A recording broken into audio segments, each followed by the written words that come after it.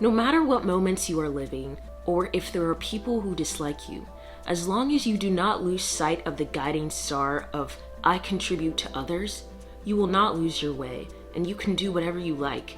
Whether you're disliked or not, you pay it no mind and live free. Hi, in today's video, I'll be talking about a book I recently finished reading called The Courage to be Disliked by Ichiro Kishimi and Fumitake Koga. This was such an incredible read. I would highly recommend. So the book is essentially a Japanese analysis of the theories of a psychologist named Alfred Adler. Adler is actually one of the three big names of 20th century psychology, alongside Sigmund Freud and Carl Jung. The book is basically a dialogue between a skeptical youth and a wise philosopher. And throughout the course of many discussions, the philosopher helps the youth attain a new outlook on life. And honestly, this conversational format makes for such a smooth read. It offers such a refreshing perspective that empowers you to change your life and achieve real happiness. And in the rest of this video, I'll be sharing some key takeaways that will allow you to do so. So, as I mentioned before, this book shows you how you can change your life and achieve real happiness. So in the first part of this video, I'll be explaining how you can change your life. So the first step is to recognize that you can change at any time. You just choose not to. Simply put, people have various complaints about things, but it's easier and more secure to be just the way one is. It's easier to stay the same. Maybe you think it'll be too painful or too anxiety-filled if you change. And maybe to some extent that's true. But when we try to change our lifestyles, we put our great courage to the test. There is the anxiety generated by changing and the disappointment attendant to not changing. Either you can change and face the anxiety that comes with that, or you can stay the same and live in that disappointment. You'll live with that guilt and that regret of thinking, oh man, what if I had pursued that dream? What if I had actually gone and done the thing? Your courage will be put to the test. So you need courage. You need to be able to change in the face of disappointments and in the face of adversity and judgments. You have to remind yourself that your past does not determine your future. And if you continue to think that, then you'll fall into the trap of determinism, which essentially states that your future has already been decided by your past. And in Adlerian psychology, you tend to not think about past causes. Instead, you think about present goals. Your past doesn't determine your present. Instead, it's the meaning that you give to your past. In the book, the philosopher uses the example of one of the youth's friends who is a shut-in and hasn't left his house in years because of some past traumas or incidents. And the youth argues that it is impossible for his friend to change because of those past traumas. The philosopher responds by saying that that's incorrect, that anyone can change if they want to. He replies that his friend has created a present goal of not leaving his house and has created a state of fear and anxiety and has backed it up by his past traumas, his past incidents. The philosopher breaks down the youth's argument and argues that if what the youth's saying is correct, then everyone who has been through the same traumas and incidents will have suffered the same consequences.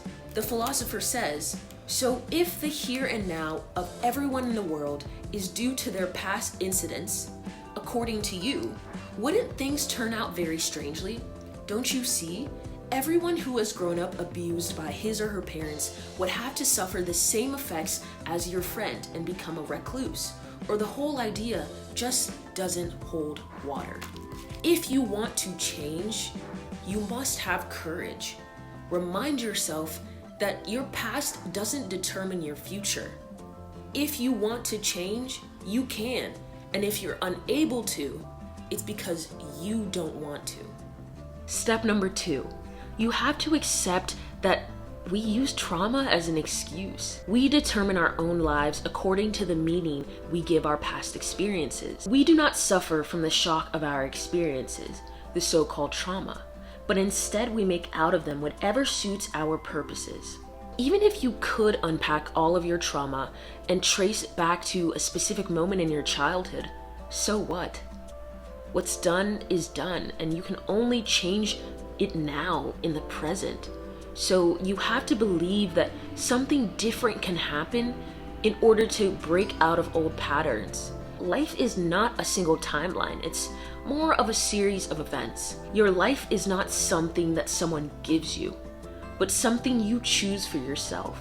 And you are the one who decides how you live. Right now, in this new moment, you are a new person. And you can choose to have a new outlook at any point in time. You can change at any point in time. And you can learn how to live without being controlled by your past. Now I will talk about the ways that you can achieve real happiness. The first step is to understand that life is not a competition. A competitive mindset destroys mental health. If you think that in order to be happy, you need to come out on top of some game like earning money or getting likes or having friends, you'll be sad either way.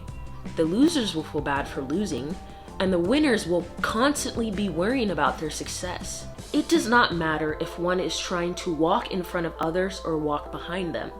It is as if we are moving through a flat space that has no vertical axis. We do not walk in order to compete with someone. It is in trying to progress past who one is now that there is value. If there's anyone you want to compete with, it should be your ideal self.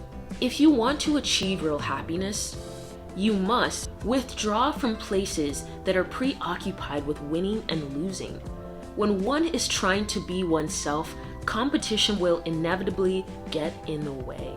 Step number 2 is to deny the desire for recognition. Wishing so hard to be recognized will lead to a life of following expectations held by other people who want you to be this kind of person. In other words, you throw away who you really are and live other people's lives.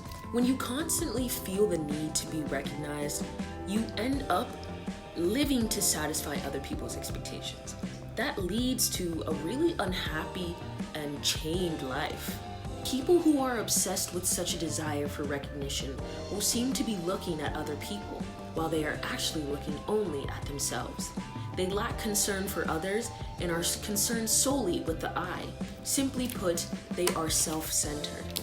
People who have concern only for themselves think that they are at the center of the world.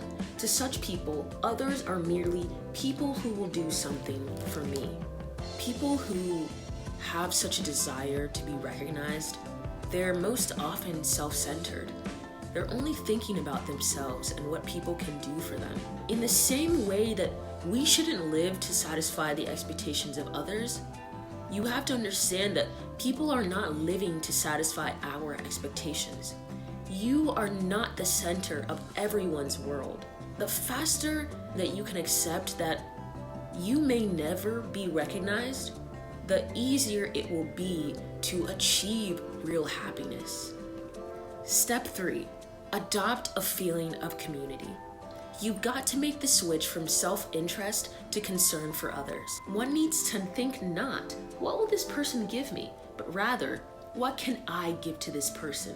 That is commitment to the community. Once you've adopted this mentality, you can start thinking, how can I be beneficial to this person?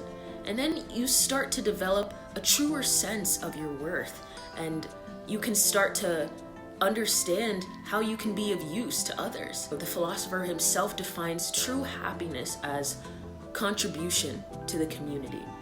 So if you want to achieve real happiness, then you've got to adopt a greater sense of community. So those are my key takeaways from this pretty awesome book. It's simple yet densely packed, and honestly, it's the kind of book that requires multiple reads with some space in between to just digest and reflect. So once again, I would highly recommend reading The Courage to be Disliked.